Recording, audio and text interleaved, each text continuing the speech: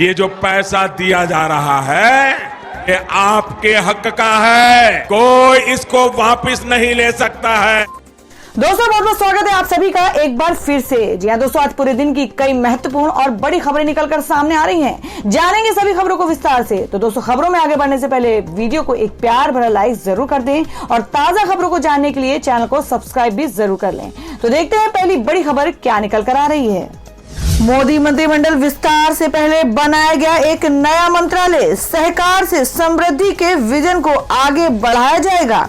जी हम बात कर रहे हैं कि नरेंद्र मोदी सरकार आज यानी बुधवार को मंत्रिमंडल का विस्तार करने जा रही है और इसे एक दिन पहले मोदी सरकार ने एक नया मंत्रालय बनाया है। सहकार में समृद्धि के विजन को आगे बढ़ाने के लिए सरकार द्वारा एक अलग सहकारिता मंत्रालय बनाया गया है। समाचार एजेंसी के मुताबिक सहकार से समृद्धि के विजन को साकार करने के लिए पीएम नरेंद्र मोदी के नेतृत्व वाली केंद्र सरकार द्वारा एक अलग सहकारिता मंत्रालय बनाया गया है और यह मंत्रालय देश में सहकारिता आंदोलन को मजबूत करने के लिए अलग से प्रशासनिक, कानूनी और नीतिगत ढांचा मुहैया कराएगा।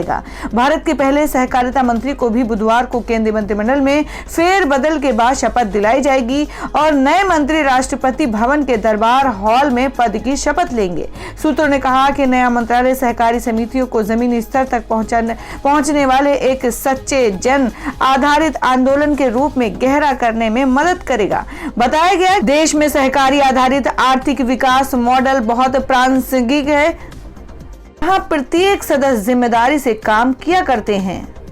मंत्रालय सहकारी समितियों के लिए व्यापार करने में आसानी के लिए प्रक्रियाओं को कारगर बनाने और बहुराज्य सहकारी समितियों MSCS के विकास को सक्षम बनाने के लिए काम करेगा। बताया गया है कि केंद्र सरकार ने समुदाय आधारित विकासात्मक साझेदारी के प्रति अपनी गहरी प्रतिबद्धता का संकेत दिया है। उन्होंने कहा कि एक अलग मंत्रालय का गठन केंद्रीय बजट में वित्त मंत्री द्वारा की गई घोषणा को पूरा करता है।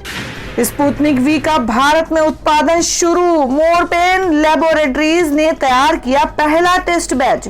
जी आपको बता दें कि भारत में कोरोना के खिलाफ लोगों को 3 टीके लगाए जा रहे हैं। कोविशील्ड और कोवैक्सीन की उत्पादन जहां भारत में किया जा रहा है, तो वहीं तीसरा कोरोना वैक्सीन स्पुतनिक वी रूस से आयात की जा रही है। लेकिन अब जल्द ही स्पुतनिक वी का उत्पादन भारत में भी शुरू हो जाएगा। Russian direct investment fund RDIF और मोरपेन लैबोरेटरीज ने हिमाचल प्रदेश में एक विशेष सुविधा में स्पुतनिक वी के प्रशिक्षण बैच के उत्पादन की घोषणा की है।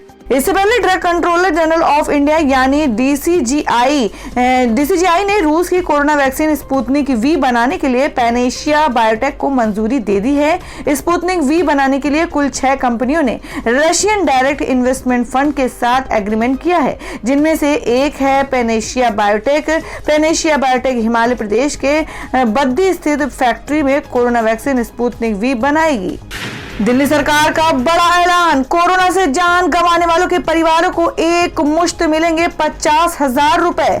जी आपको बता दें कि दिल्ली के मुख्यमंत्री अरविंद केजरीवाल ने बड़ा ऐलान करते हुए कहा कि जिन लोगों की कोरोना से मौत हुई है उनके परिजनों को दिल्ली सरकार की ओर से 50,000 की एक मुश्त राशि दी जाएगी। आर्थिक सहायता का ऐलान करते हुए उन्होंने कहा कि जिस परिवार में लोगों की मौत हुई है उनके घर सरकार की ओर से कर्मचारी जाएंगे और उन्हें ये राशि दी जाएगी। दिल्ली सरकार ने मंगलवार को कोविड-19 से प्रभावित परिवारों के लिए मुख्यमंत्री कोविड-19 परिवार आर्थिक सहायता योजना लॉन्च किया है। मुख्यमंत्री केजरीवाल ने इस दौरान 2 और बड़े ऐलान किए हैं। उन्होंने कहा कि जिस बच्चे की मां पिता की मौत कोरोना से हुआ हो तो उसे भी 25 साल होने तक हर महीने 2,500 रुपए दिल्ली सरकार की ओर से दी जाएगी। मुख्यमंत्री ने साफ कर दिया कि अगर किसी बच्चे के माता या पिता में से किसी एक का मौत पहले हो चुका हो और कोरोना के कारण दूसरों का भी निधन हो गया हो तो ऐसे बच्चों को भी 25 साल होने तक 2,500 रुपए हर महीने दिए जाएंगे।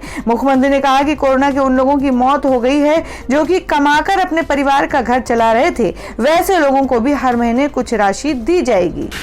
किसानों को बिजनेस शुरू करने के लिए सरकार देती है 15 लाख की रकम, कैसे करें अप्लाई? जी हां, बात करें केंद्र की नरेंद्र मोदी सरकार भारत में 1 हेक्टेयर या उससे कम कृषि भूमि पर मालिकाना हक रखने वाले किसानों को आर्थिक मदद करने के लिए पीएम किसान एफपीओ स्कीम की शुरुआत की है।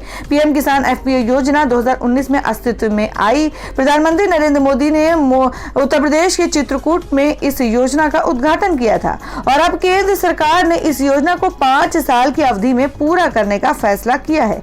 पीएम किसान एफपीओ योजना के तहत किसानों को अपना खुद का बिजनेस शुरू करने के लिए 15 लाख रुपए तक की आर्थिक मदद की जाती है।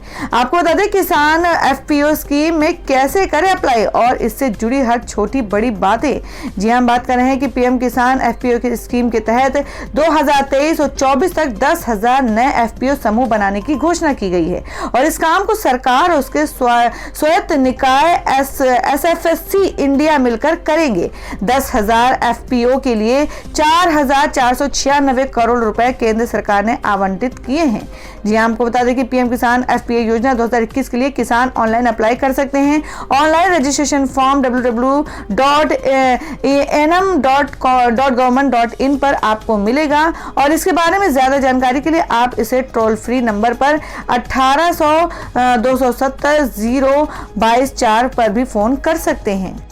दोस्तों, अगर आप भी अपने गांव, शहर या राज्य की खबर देखना चाहते हैं तो कमेंट में अपने गांव, शहर या राज्य का नाम जरूर लिखें और अगर आपको अभी तक किसी भी सरकारी सुविधा का लाभ नहीं मिला है तो वो भी कमेंट करके जरूर बताएं कि सरकार की कौन सी योजना आप तक नहीं पहुंची है, जिससे कि आपकी बात हमारे चैनल के माध्यम से सरकार तक पहुंच जाए। तो चलिए बढ़ते हैं अगली बड़ी खबर की ओर। केंद्र सरकार की तरफ से एक बड़ा ऐलान। जी आपको बता दें कि केंद्र में सरकारी नौकरी के लिए अब देना होगा सीईटी एग्जाम। 2022 से शुरू होगा प्रोसेस। जी आपको बता दें कि सरकारी भर्तियों के इंतजार में बैठे युवाओं के लिए बड़ी खबर है। वर्ष 2022 से केंद्र सरकार की नौकरियों में किसी भी भर्ती के लिए अब इच्छुक उम्मीदवारों को सामान्य पात्रता परीक्षा सीईटी की परीक्षा पास करना अनिवार्य होगा, तभी वे भर्ती के लिए आवेदन कर सकेंगे। केंद्रीय राज्य मंत्री डॉक्टर जितेंद्र सिंह ने मंगलवार को बताया कि केंद्रीय नौकरी की इच्छुक उम्मीदवारों के लिए एक सामान्य पात्रता परीक्षा सीईटी आयोजित की जाएगी। देश भर में साल 2022 से इसकी शुरुआत की जाएगी। कार्मिक, लोक शिकायत और पेंशन मंत्रालय की ओर से जारी एक नोटिफिकेशन में कहा गया है कि केंद्र सरकार की नौकरियों में भर्ती के लिए उम्मीदवारों की स्क्रीनिंग और शॉर्टलिस्ट करने के लिए प्रधानमंत्री नरेंद्र मोदी के व्यक्तिगत हस्तक्षेप से शुरू की गई ये अनूठी पहल इस साल के अंत से पहले सीईटी परीक्षा शुरू होने वाली थी, लेकिन कोरोना वायरस की वजह से इसे अगले साल की शुरुआत तक स्थगित कर दिया गया। डॉक्टर जितेंद्र सिंह ने कहा कि कॉमन एंट्रेंस टेस्ट कार्मिक और प्रशिक्षण विभाग डीओपीटी द्वारा सरकारी नौकरियों के लिए भर्ती में सरलता लाने के लिए ये पहल शुरू की गई है। युवा नौकरी के इच्छुक युवाओं के लिए और ये युवाओं के लिए एक बड़ा वरदान साबित होगा, खासकर दूर दराज के इलाकों में रहने वालों के लिए। और दोस्तों में अगली खबर में एसबीआई रिपोर्ट में आया है कि भारत में अगले महीने ही आ सकती है कोरोना की तीसरी लहर, सितंबर में होगी अपने चरम पर। जी हां, आपको बता दें कि भारत में कोरोना की लहर, दूसरी लहर थम जरूर गई है लेकिन तीसरी लहर जल्द ही आने वाली है। एसबीआई ने अपनी रिपोर्ट में कहा है कि कोरोना वायरस की तीसरी लहर अगले महीने अगस्त में भारत में आ जाएगी और सितंबर तक अपने चरम पर होगी। रिसर्च के बाद एसबीआई ने अपनी रिपोर्ट में कहा है कि 21 अगस्त के बाद से कोविड-19 की तीसरी लहर बढ़ने लगेगी। लोगों को चेताते हुए रिपोर्ट में कहा गया है कि भारत में अगस्त में कोविड-19 की तीसरी लहर आएगी और सितंबर में पीक पर होगी। रिपोर्ट में कहा गया है कि भारत में जुलाई के दूसरे सप्ताह में 10,000 केसों की बढ़ोतरी होगी। अगस्त के दूसरे हफ्ते से कोरोना के मामले बढ़ने लगेंगे। ग्लोबल आंकड़ों से पता चलता है कि औसतन तीसरी लहर के पीक मामले दूसरी लहर के समय के पीक मामलों के लगभग 1.7 गुना होते हैं। हालांकि पिछले रिकॉर्ड को देखा जाए तो कम से कम 1 महीने बाद कोरोना की तीसरी लहर 21 अगस्त से बढ़ने लगेगी। तो दोस्तों, आप लोगों को क्या लगता है कि कोरोना की तीसरी लहर वास्तव में खतरनाक साबित हो सकती है? आप अपनी राय कमेंट बॉक्स में जरूर दें। बढ़ते हैं अगली खबर की ओर। हरियाणा में कोरोना की पाबंदियां 12 जुलाई तक बढ़ाई गई। अब डेंगू रोकथाम माह मनाएगी सरकार। जी हां, आपको बता दें कि मुख्यमंत्री मनोहर लाल खट्टर की अगुवाई वाली सरकार ने महामारी अलर्ट सुरक्षित हरियाणा के तहत पाबंदियां 12 जुलाई तक बढ़ा दी है। सरकार की ओर से कहा गया है कि हरियाणा में कोरोना के मामले तेजी से काबू किए गए हैं। हालांकि अभी कुछ पाबंदियां जारी रहेंगी। सरकारी प्रवक्ता ने बताया कि प्रदेश में बीते 24 घंटे में 51 नए कोरोना मरीज ही मिले हैं और वहीं 7 की मौत हुई और 87 लोग ठीक हो गए हैं। सरकार के बुलेटिन पर भरोसा किया जाए तो राहत की बात यह है कि बीते 24 घंटे के दौरान यहां के 17 जिलों में कोई मौत नहीं हुई। हालांकि गुड़गांव, पंचकुला में 2-2, हिसार, भिवानी, रोहतक में 1-1 मौत हुई और वहीं राज्य भर में 87 मरीज ठीक भी हुए हैं। अब राज्य में 1024 सक्रिय मरीज रह गए हैं। मायावती ने कहा कि मुंह में राम बगल में छुरी जैसा है मोहन भागवत का बयान। जी हां, आपको बता दें कि राष्ट्रीय स्वयंसेवक संघ आरएसएस प्रमुख मोहन भागवत के बयान पर सियासत शुरू हो गई है। एआईएमएम चीफ असदुद्दीन ओवैसी के बाद बहुजन समाजवादी पार्टी प्रमुख मायावती ने सोमवार को इस मसले पर प्रेस कॉन्फ्रेंस में मोहन भागवत पर हमला बोला। मायावती ने कहा कि मुंह में राम बगल में छुरी जैसा है भागवत का बयान। जी आपको बता दें, मायावती ने कहा कि आरएसएस प्रमुख मोहन भागवत के कल एक कार्यक्रम में भारत में सभी धर्मों के लोगों का डीएनए एक होने की बात किसी के भी गले के नीचे आसानी से नहीं उतरने वाली है। आरएसएस और बीजेपी एंड कंपनी के लोगों और इनकी सरकारों की कथनी व करनी में अंतर सभी देख रहे हैं। मायावती ने कहा कि आरएसएस के सहयोग और समर्थन के बिना बीजेपी का अस्तित्व कुछ भी नहीं है। फिर भी आरएसएस अपनी कही गई बातों को बीजेपी और इनकी सरकारों से लागू क्यों नहीं करवा पा रही है। केंद्र और उत्तर प्रदेश सहित देश के जिन राज्यों में भाजपा की सरकारें चल रही हैं, वे भारतीय संविधान की सही मानवतावादी मंशा के मुताबिक चलने की बजाय ज्यादातर आरएसएस के संकीर्ण एजेंडे पर चल रही है। ये आम चर्चा है। मायावती ने कहा कि अगर बसपा ने सोचा होता कि भाजपा संवैधानिक रूप से और लोगों के पक्ष में काम कर सकती है तो बसपा ने उनके बड़े समर्थन को अस्वीकार नहीं किया होता और 1995 में इस्तीफा दे दिया होता। बता दें कि मोहन भागवत ने बीते दिन एक कार्यक्रम में मॉब लिंचिंग पर बयान दिया। उन्होंने कहा कि यदि कोई हिंदू कहता है कि मुसलमान यहाँ नहीं रह सकता है तो वो हिंदू नहीं है। भागवत ने कहा कि गाय एक पवित्र जानवर है, लेकिन जो इसके नाम पर दूसरों को मार रहे हैं वो हिंदुत्व के खिलाफ है। ऐसे मामले में कानून को अपना काम करना चाहिए। भागवत ने कहा कि सभी भारतीयों का डीएनए एक है, चाहे वो किसी भी धर्म का हो। देश को मिलेगी चौथी कोरोना वैक्सीन और इस हफ्ते मॉडर्ना की डोज पहुंच सकती है भारत। जी हां, आपको बता दें कि कोरोना के खिलाफ जंग लड़ रहे भारत के लिए एक अच्छी खबर आई है। सूत्रों के हवाले से खबर मिली है कि मॉडर्ना की कोरोना वैक्सीन इस हफ्ते भारत पहुंचने की संभावना है और इससे पहले सिप्ला को मॉडर्ना वैक्सीन को इंपोर्ट करने की भारत सरकार की ओर से मंजूरी मिल गई थी और अब खबर आ रही है कि अगले हफ्ते तक वैक्सीन भारत पहुंच सकती है। हालांकि वैक्सीन की पहली खेप कितनी डोज की होगी, इसकी जानकारी अभी स्पष्ट नहीं हो पाई है और खबरों के मुताबिक 15 जुलाई तक मॉडर्ना की कोरोना वैक्सीन देश के कुछ बड़े सरकारी अस्पतालों में मुहैया कराई जाएगी। आपको बता दें कि मॉडर्ना की वैक्सीन भारत में उपलब्ध होने वाली चौथी कोरोना वैक्सीन है और इससे पहले देश में कोविशील्ड, कोवैक्सीन और रूस की कोरोना वैक्सीन स्पुतनिक वी की खुराक लोगों को दी जा रही है। मालूम हो कि drugs controller general of India ने मुंबई की दवा कंपनी सिप्ला को मॉडर्ना की कोरोना वैक्सीन को आयात करने की अनुमति दी है। हालांकि इस वैक्सीन का भारत में ट्रायल नहीं किया जाएगा क्योंकि अमेरिका में निर्मित मॉडर्ना वैक्सीन WHO की कोरोना वैक्सीन की सूची में पहले से शामिल है। इसी कारण से वैक्सीन का ब्रिजिंग ट्रायल नहीं होगा। घरेलू उड़ानों के लिए सरकार ने बढ़ाई यात्रियों की क्षमता। अब 65% कैपेसिटी के साथ भर सकेंगे उड़ान। जी हां, हम बात कर रहे हैं कोरोना की दूसरी लहर अपने अंत की ओर बढ़ रही है और अब ऐसे में एक बार फिर से सरकार अर्थव्यवस्था को सुधारने में जुट गई है। बाजारों, मॉल्स, व्यवसायिक केंद्रों को खोलने का आदेश दे दिया गया है और वहीं यात्रियों की संख्या में तेजी आने के साथ विमान सफर में यात्रियों की क्षमता बढ़ाने का आदेश दे दिया गया है। यानी सरकार के इस आदेश के बाद अब डोमेस्टिक उड़ान अब 65% यात्री क्षमता के साथ संचालित हो सकेंगी।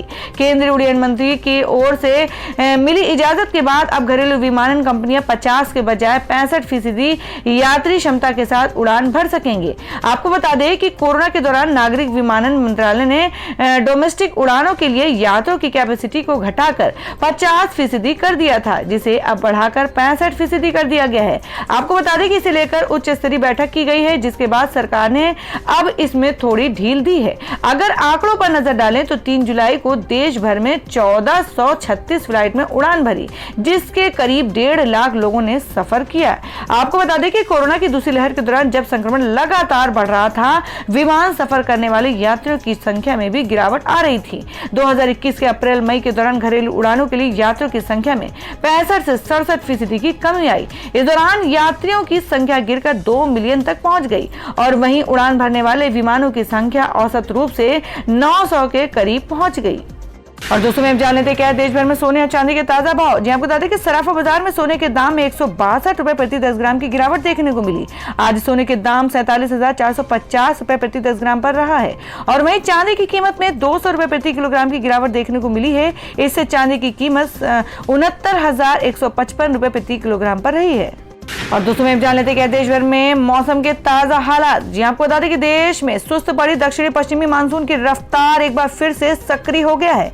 मौसम विभाग के मुताबिक दक्षिण पश्चिमी मानसून 10 जुलाई तक उत्तर भारत के शेष हिस्सों में पहुंच जाएगा। ऐसे में अनुमान लगाया जा रहा है कि 8 जुलाई के बाद कई इलाकों में तेज बारिश होगी। मौसम विज्ञान केंद्र से मिली जानकारी के अनुसार एक ट्रफ लाइन राजस्थान से नागालैंड तक पूर्वी उत्तर प्रदेश से बिहार होते पश्चिम बंगाल तक जा रही है और एक अन्य ट्रफ लाइन उत्तरी पूर्वी बिहार से दक्षिण ओडिशा तक, झारखंड और पश्चिम बंगाल तक जा रही है। इन दोनों मौसमी कारकों के प्रभाव से सोमवार और मंगलवार को उत्तर बिहार में अनेक जगहों पर वर्षा एवं कुछ जगहों पर भारी बारिश हो सकती है। मौसम विभाग की माने तो सोमवार को दिल्ली, एनसीआर, हरियाणा, पंजाब और उत्तर प्रदेश के कुछ इलाकों में बारिश हो सकती है और वहीं 6 जुलाई यानी मंगलवार के लिए उत्तर प्रदेश में कुछ स्थानों पर और पश्चिमी उत्तर प्रदेश में अलग अलग स्थानों पर बारिश और गरज की चेतावनी जारी की गई है। क्लाइमेट वेदर के मुताबिक अगले 24 घंटे के दौरान केरल, तटीय कर्नाटक, रायलसीमा के कुछ हिस्सों, छत्तीसगढ़, तेलंगाना के कुछ हिस्सों, पूर्वोत्तर उत्तर प्रदेश, उप हिमालय, पश्चिम बंगाल, सिक्किम, असम, मेघालय, अरुणाचल प्रदेश, नागालैंड, तमिलनाडु, आंतरिक कर्नाटक और आंध्र प्रदेश का उत्तरी तट के कुछ हिस्सों में हल्की से मध्यम बारिश हो सकती है। बिहार के कुछ हिस्सों, गंगे, पश्चिम बंगाल, झारखंड, पूर्वी मध्य प्रदेश, मराठवाड़ा के अलग अलग हिस्सों, दक्षिण मध्य महाराष्ट्र, कोंकण और गोवा, पश्चिम हिमालय और दक्षिण पूर्व राजस्थान में हल्की से मध्यम बारिश संभव है। तो दोस्तों, ये थी अब तक की सभी बड़ी खबरों की अपडेट्स। टुडे ब्रेकिंग न्यूज और लेटेस्ट खबरों को देखने के लिए हमारे चैनल को सब्सक्राइब जरूर कर लें, वीडियो को लाइक और शेयर भी जरूर कर दें अपने दोस्तों और रिलेटिव्स के साथ। तो दोस्तों, फिर मिलेंगे काम की खबरों और सरकारी योजनाओं की एक और नई वीडियो के साथ। तब तक के लिए धन्यवाद दोस्तों।